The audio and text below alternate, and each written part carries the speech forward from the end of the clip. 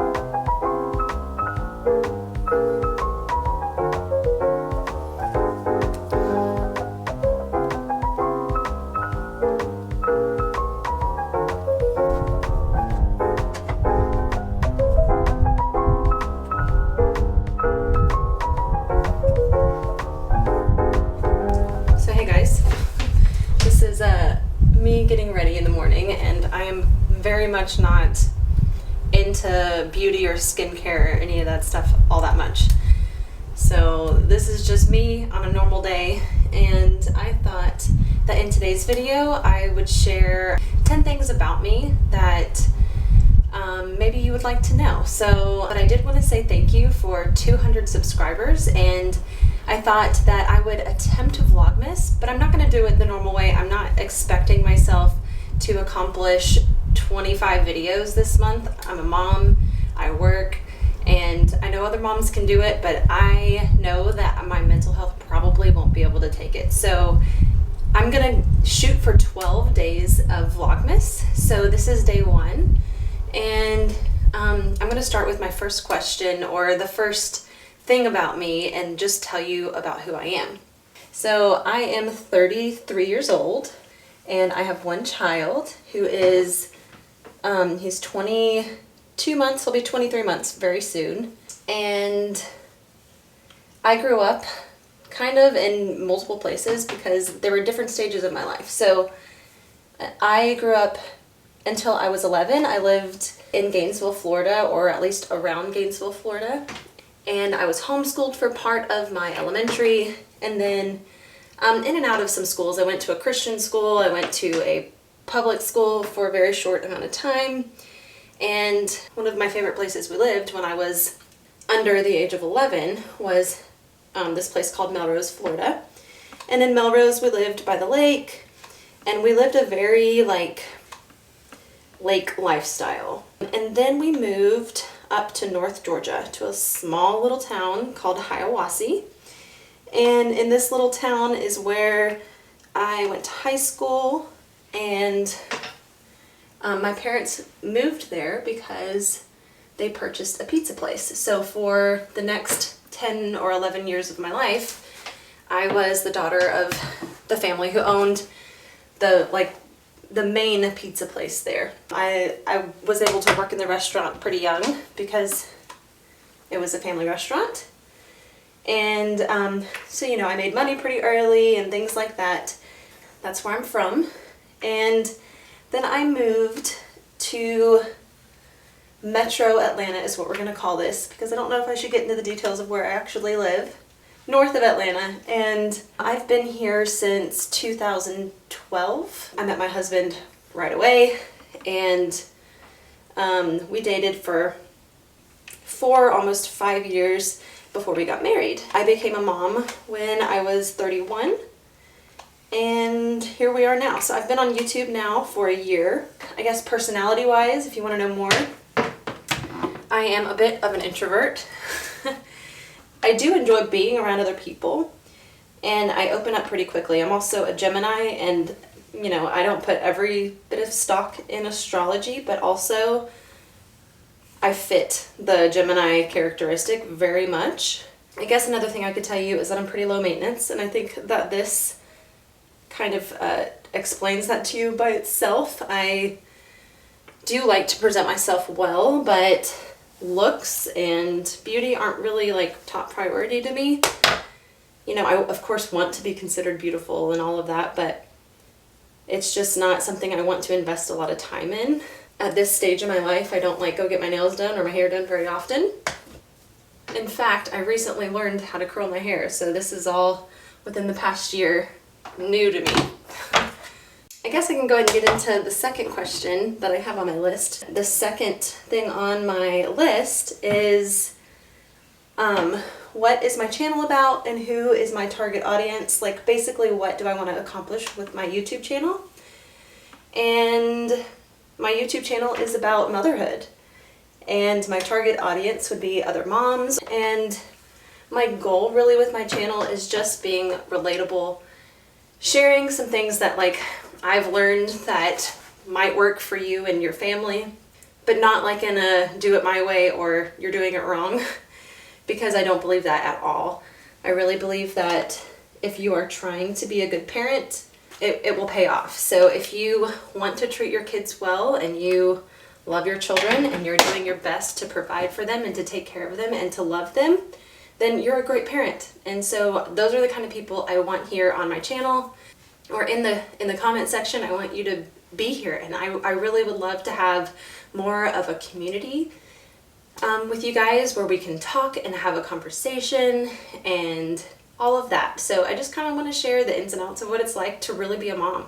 So before I go make breakfast, I'm going to switch this laundry over, and I'm going to go on to my number 3, which is what is my biggest fear? And aside from like losing my family or something like that, because obviously that would be my top fear, that someone in my family would pass, or yeah. My biggest fear is honestly being misinterpreted or like hurting someone by something that I've said. It has happened in the past that maybe I've gotten caught up in conversations with people and said some things that got back to somebody that hurt them. And you know, that is like the worst feeling in the world, especially when genuinely you don't have those bad feelings about people. Or like, it's also happened where I've said something not meaning to come off in a way that hurt somebody, and those are like the worst things for me. It's my biggest fear for something that I've said to come out and someone like misinterpret it into something that I so don't mean. So yeah, just I sometimes over-explain myself because of that, or I just like really want to get into what I really mean. So that is definitely my biggest fear, just because like once you've said it, no matter what you intended, you can't really undo it. So you can explain to them what you meant by what you said, but the damage has already been done. So like words are so important to me, and you know, the things that you say are so important. So my biggest fear is just being completely misinterpreted, or someone not getting my intentions because I said something wrong. Okay, so number 4 is what is my favorite thing about being a mom? And 100%. Yeah, so my number 1 favorite thing about being a mom is come here. Can you say good morning? Good morning. You're so sweet. Okay, so my absolute favorite thing about being a mom is I get to be home with Lucas, and I get to see the development that happens all the time. You know, especially at this age, there's development every week. As a baby, it's like daily changes in their development, and I am very aware of that kind of stuff. I was a nanny for a very long time before I had Lucas, so I'm very aware of that kind of stuff, and I love seeing it. And also, I really enjoy being his mom. You know, I'm the person that he trusts the most, and as heavy and big as that can be, it's also so gratifying, and it's just the best thing. But the next one, number 5, is probably my least favorite thing about being a mom, and that is definitely mom guilt. And if you're a mom, you understand what I'm talking about, because before I was a mom, like, I got the concept of mom guilt, but you really understand it when you're a mom. Like, it feels so strange to need a break from your family or your children, like needing it so bad but feeling so guilty for wanting it. Like, why would I want to be away from my kids or my family? But moms need a break too, and it's totally fine to need a break, you know? So, but the mom guilt, just in every situation, you know, like, you get overwhelmed and maybe you yell at your child, or, you know, you're not feeling well, so you lay around, or you spend the day cleaning instead of interacting one-on-one, or you have a hobby like being on YouTube, and so that takes away from the time you could spend with them, and all of that creates guilt, and I hate it so much. And I try really hard to keep myself in check and not to allow myself to feel guilt, but it still creeps in. It's just part of being a mom, I guess. So that is definitely my least favorite thing about motherhood. Hey guys, so I'm sitting here editing, and I realized that I didn't include number 6, which was, what are my hobbies? So I just wanted to talk about what I like to do for fun, and all of that. So there's a few of them. First off, I really enjoy being active. Since I've become a mom, I've not been as good at this one. My husband and I used to go rock climbing, and that was something we really enjoyed doing. And then after I had Lucas, I had a lot of back issues. So it's not something that I was able to get back into, to wear a harness and all that kind of stuff. So rock climbing has been on hold for quite a while, but I also enjoy running and doing things like that. So anything that really like challenges me, I really do enjoy doing. And I probably should make more time for all of those things. But being a mom, you know, it's hard to get childcare. Excuses. But anyway, another one of my favorite hobbies is doing DIY projects. My husband and I have done lots of little things around the house, like we painted the fireplace. And I really love creating things, like creating things that I'll actually use, and not just like paintings that I won't use. And I do that as well, but for the most part, like, I really like making things. Like we have this little tray at the front door that has rocks on it that we glued to the tray that we like to put our shoes on. And like, I like to make wreaths that we'll use seasonally, and, you know, just things that are pretty that I make. So I really love DIYs, and I also really enjoy cooking and baking. Of course, when day-to-day life is going on, I don't always love cooking. Like, sometimes it feels more like a chore than something I enjoy, but I really do enjoy it when I can take my time and really put some effort into it. So those are my 3 hobbies that I really enjoy. So now we'll go on to number 7. The next thing I have on my list is, what's my favorite place? And I think this goes back to my childhood, when I was talking about how I was raised in Florida for the first 11 years of my life, and we lived at the lake. I love being by water, and just anywhere by water, or really just in nature. It's so fulfilling for me. I would say that my favorite place that I can get to fairly easy would be maybe Pensacola Beach, and that's because we grew up going there in the summertime, and I really love the ocean. Like, the beach is probably my favorite. Like, in general, the beach is probably my favorite place. Specifically Pensacola, because it's not always super busy of a place. I love the sand dunes there. They're like really soft and it's kind of like snow, but it's sand. So I really like the Gulf Coast. I'm sure there are more beautiful beaches around the world that I've not been to, but that I've been to, Pensacola Beach is my favorite. And in general, being in nature, like actual nature, top favorite. Love it. It just makes me feel more relaxed and more calm. So whenever I am feeling super stressed, I know if I can get out for like a hike or go for a run in the woods, that I will feel much better. So for me, nature, my favorite place. Fix it. You want me to fix it? Fix her hat? Okay. I'll fix the baby hat. Baby hat. What is that stinky smell? Wah. Wah, wah. Baby. Oh, you're so sweet. Taking care of your baby. Okay, so we're moving on to number 8. And The mama. yeah.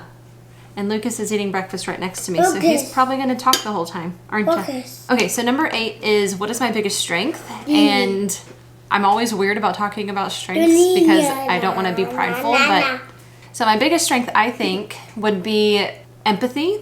Basically, what I mean by that is I often can really see multiple people's points of view and understand how they got to those views, which makes me someone who, like, you could have a completely different opinion about something, and as long as you're not hurting somebody with that opinion, I really am okay with people having different opinions. Like, people believe different things, and that's because they were raised differently or they have had different experiences. All of those things make you who you are. So it's okay that people are different and that people don't think the same way. It's just as long as those opinions aren't hurtful to big groups of people or other people, like I said, I really understand multiple opinions and views. And I think it's acceptable to believe differently. And I don't think one person's bad for thinking something that someone else thinks is wrong. As long as, like I said, you're not hurting anybody. And that brings me to my biggest weakness, number 9. And my biggest weakness, in my opinion, is probably how I really let other people's emotions and moods and everything really affect me. I'm a bit of a people pleaser in that I want everyone to be happy. And when they're not, I sort of feel like it's my fault or like I'm responsible for making it better. And when it's out of my hands and I can't do that, it really brings me down. So it's something I need to work on for sure. But I think it's part of being a very empathetic person. Like, there are strengths to that. Like, my biggest strengths are being able to see multiple sides of things because I get that people have different opinions and are brought to different opinions by their experiences and things that happen in their life. So yeah, my biggest weakness is definitely feeling very overwhelmed or heavily impacted by other people's moods and feelings.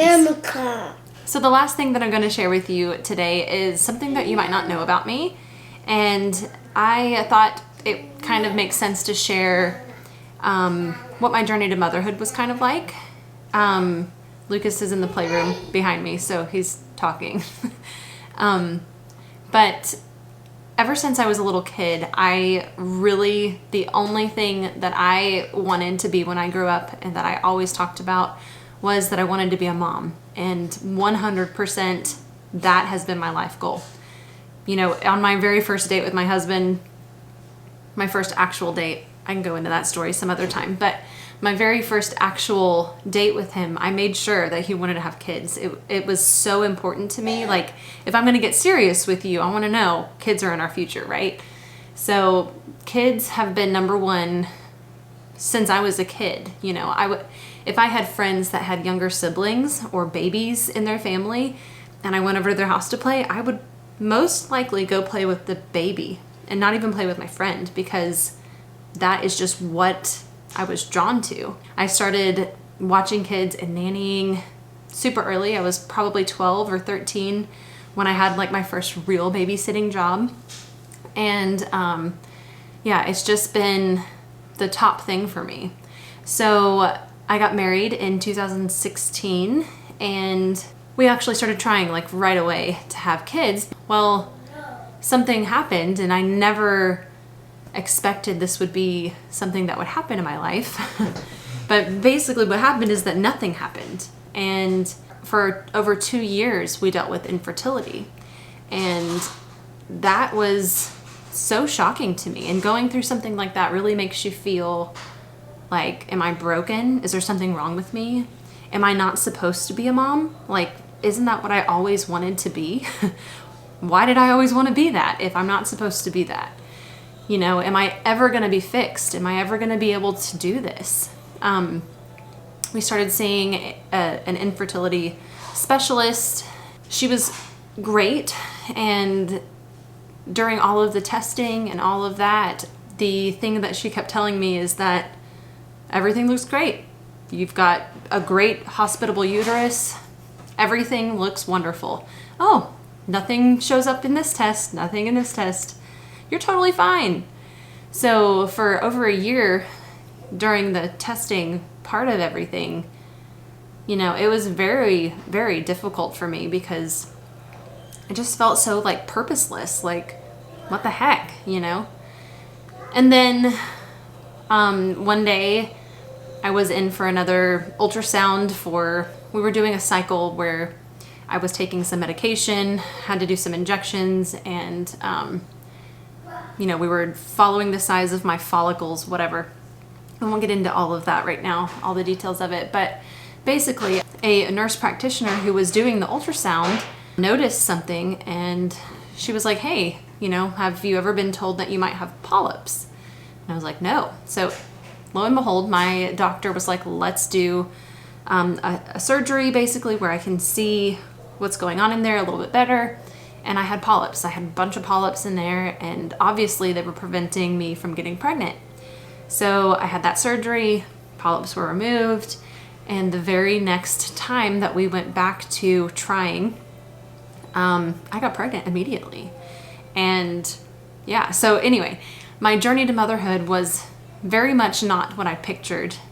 So it very much influences probably a lot of mom guilt that I might have and how I am as a mom, because when you're going through that kind of thing and you see other people getting pregnant so easily, and then, you know, pregnancy's hard, and you see them complaining about it or complaining about their children, and you're over there and you can't even get pregnant. It feels so wrong. You're like, how could you ever complain about your child? I can't even get pregnant. You know, it's such a weird feeling where you want to be happy for people who are going to have a child, but you're also like kind of jealous, and it feels really weird. But it's a big part of who I am, so I thought that I would share that with you. It's just a little bit of a backstory for how Lucas came into this world. We didn't do like in vitro or anything like that. Thank God we didn't have to go through all that, because it would have been a lot more expensive, and going through any kind of infertility treatments or testing is a very expensive thing. So I'm just grateful that I can be a mom. I hear him fussing in the background, so I probably need to go check on him. It's definitely influenced me as a mom, and I am so grateful that I get to be one. So those are the 10 things I wanted to share with you in today's video. I hope that it lets you get to know me a little bit better. And if you want to know more, or you have different questions that I didn't answer, please feel free to leave those questions in the comments. I would love to maybe do a Q&A in the future. And like I said, I'm really trying to grow this channel and have more of a community where moms can talk about things and feel like they can relate to other moms, and we can just grow as moms and be happy moms together.